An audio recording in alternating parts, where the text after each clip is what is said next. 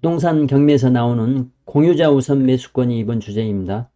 부동산 투자를 하다 보면 공유물을 접하게 되는데요. 공유물에 대한 이해도가 높으면 좋은 수익을 올릴 수 있습니다. 일반적으로 공유물은 복잡하기 때문에 일반인들이 접근하지 않습니다. 일반인들이 매수하지 않게 되면 가격이 떨어지게 되는 것입니다. 그렇게 가격이 많이 떨어진 부동산을 매입한 다음 공유물을 단독 소유로 만드는 것이 중요합니다. 단독 소유로 만들기 위해서는 공유물 분할 소송이 중요합니다.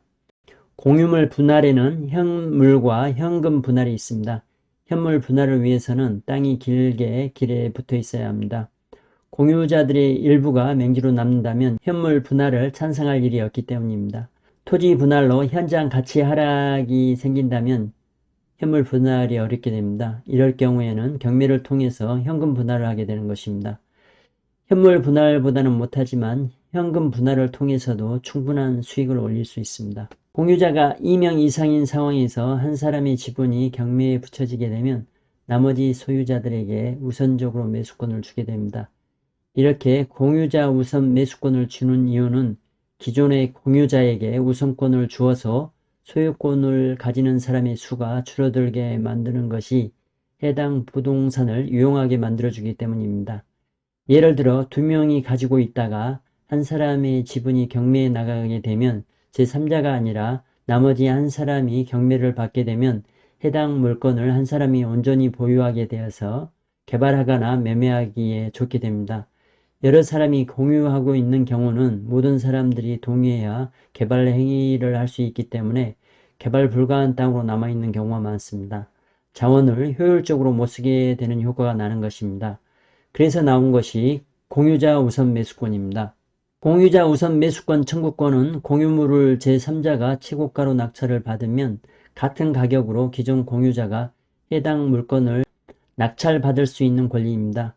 우선 매수권을 행사하는 방법으로는 첫 번째, 매각기일 전에 집행법원에 신청 보증금을 납부하고 우선 매수권을 행사하겠다고 신고하는 방법과 둘째로 매각 당일 집행관의 최고가 입찰 선언 후 즉시 우선 매수를 신고하는 방법입니다. 두 번째를 이용하는 것이 더 좋은 방법입니다. 처음에 낙찰자가 없다면 다시 떨어진 가격에 경매를 다시 진행하게 되는데요. 그때 낙찰되는 가격에 들어가는 것이 더 싸게 살 수 있는 확률이 더 높습니다. 공유자가 우선 매수권을 행사하겠다고 신고한 후 경매가 진행되었는데 누구도 입찰을 하지 않은 경우는 최저 경매 가격으로 해당 물건을 매수할 수 있습니다. 공유자라고 해서 항상 우선 매수권이 인정되는 것은 아닙니다. 다음과 같은 경우는 공유자 우선 매수권이 인정되지 않습니다.